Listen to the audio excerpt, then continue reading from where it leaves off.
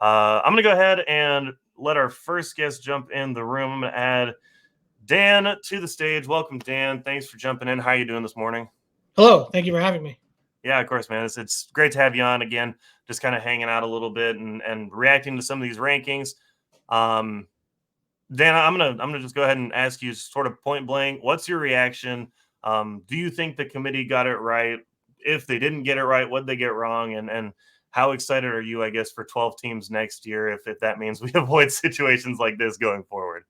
Well, I'm definitely excited for 12 teams next year. As a Missouri partisan, I'm a little disappointed we don't have 12 this year because I know, man. It just got shafted on that. to be in the field. But I think the committee got it wrong, but I'm happy that they did. Does that make sense? As a college football fan and a viewer, I am excited to watch Michigan, Alabama. I would not be much excited to watch Michigan versus Jordan Travis-less Florida State. That would not be a compelling matchup. Not a good reason to skip a New Year's Eve party.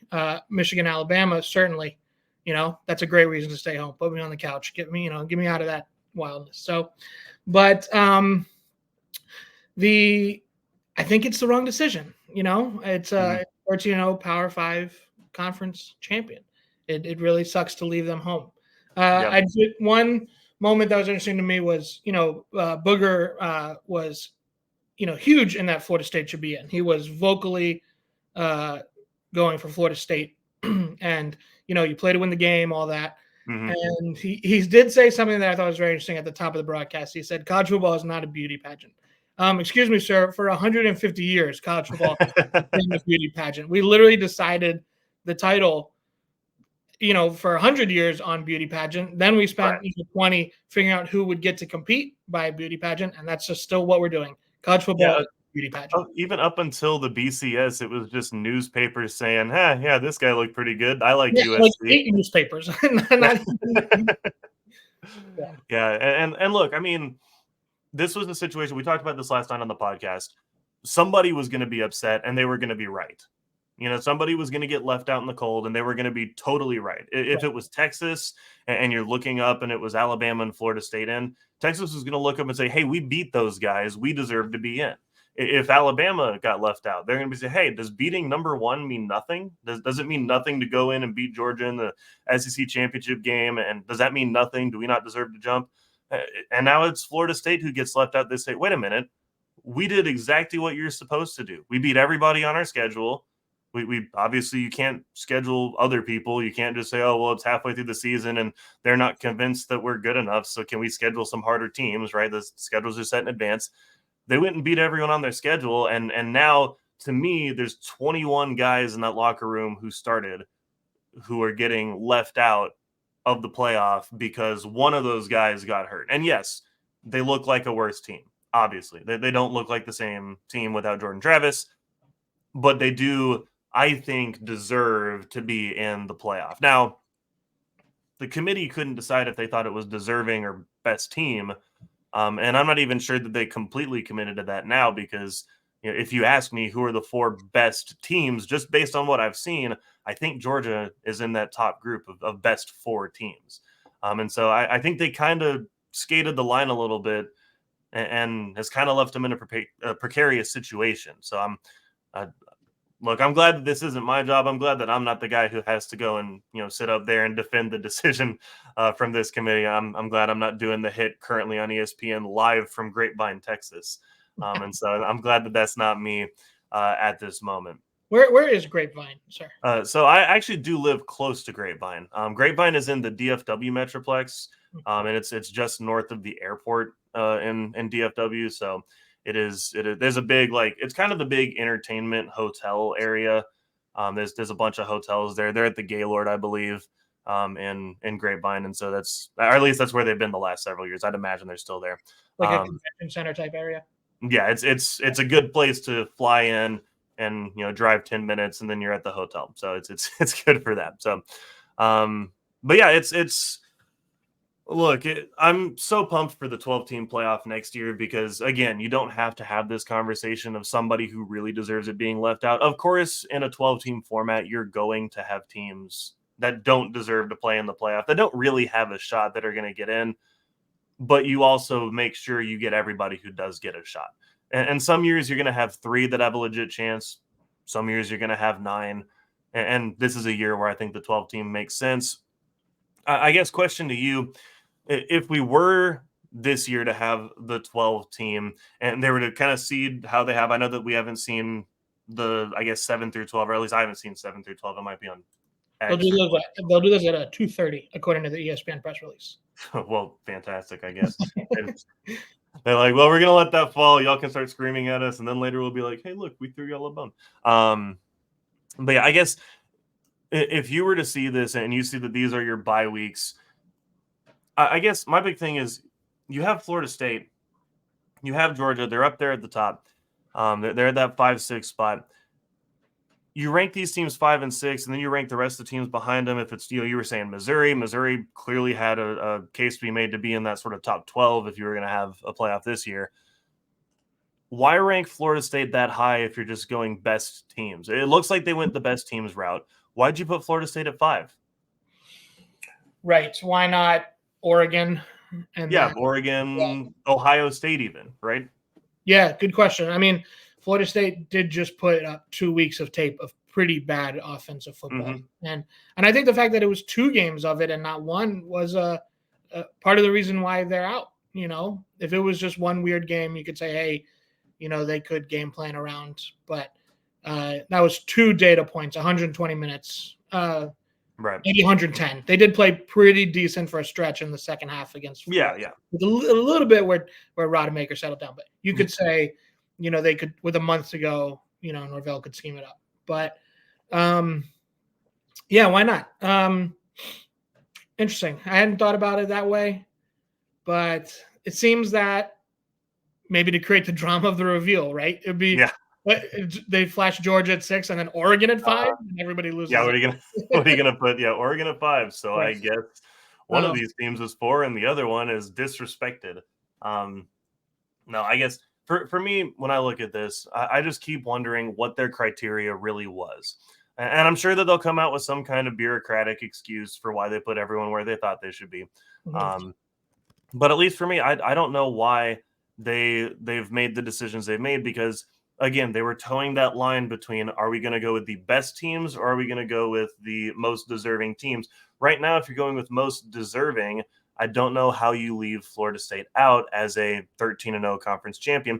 If you're going to go with the best possible teams, then I don't know how you leave Florida State there at 5 and don't find some way to slide Georgia up. I know that they just lost, obviously, but if you're really telling me that Georgia's not one of the 4 best teams, that's something to question. And so again, I'm not necessarily making a case for one way or the other. I didn't work on the committee this year, right? If I was on the committee, I'd be, stomping my fist for either let's pick a lane, right? Let's go most deserving or best teams. But they didn't pick a lane. They rode the fence to the last second. We talked about briefly, kind of jokingly, is there a chance they're just sandbagging us so that next year we'll be a lot more excited about the 12 team if we have those little I don't know. I think it just kind of ruined the sport. I'm not really sure if 12 teams is right for the whole move. Are we sandbagging it this year, just making everyone upset so that next year 12 teams is more palatable? A little tongue in cheek. Obviously, I don't think that's what they're doing, but interesting to think. We also will add now second guest for the stream. We are going to go ahead and welcome in Jake. Jake, how are we doing? Welcome to the Thanks stream. For having me. Thanks for having me on, guys.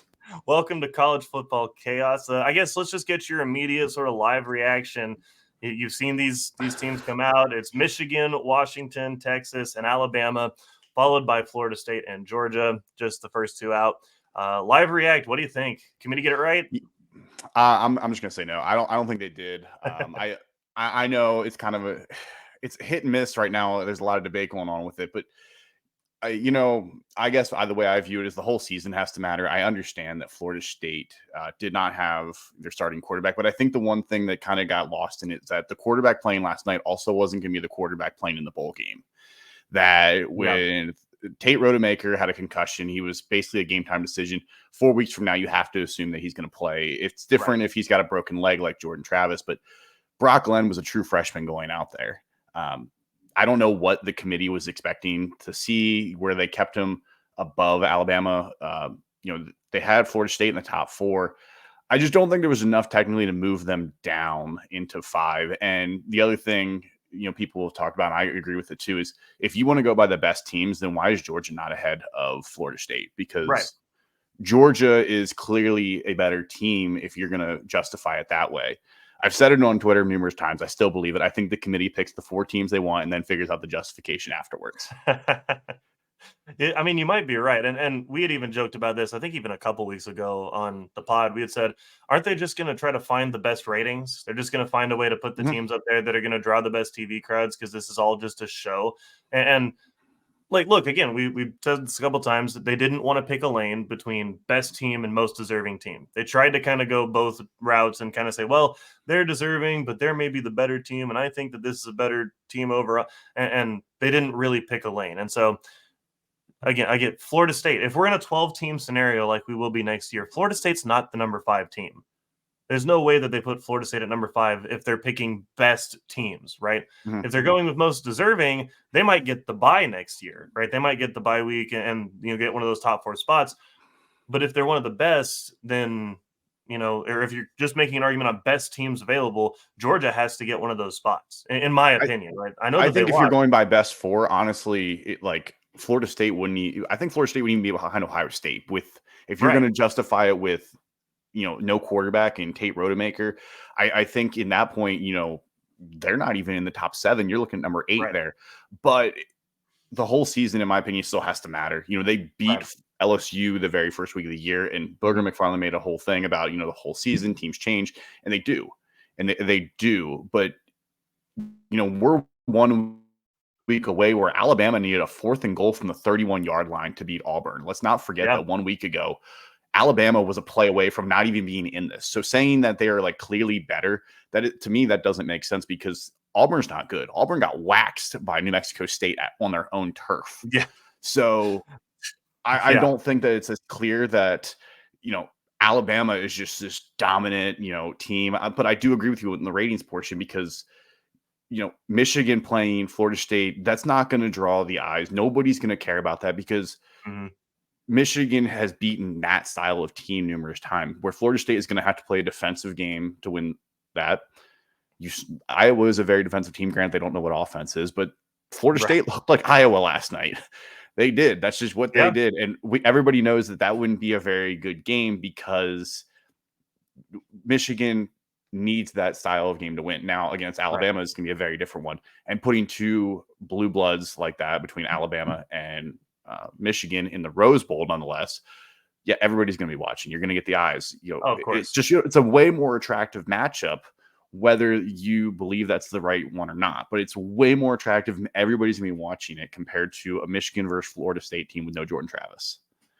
You're 100% right, and it's just I think, and we said this a couple times, somebody was going to be upset. Right, somebody was going to be upset at where they were, and they were going to be right. Florida State.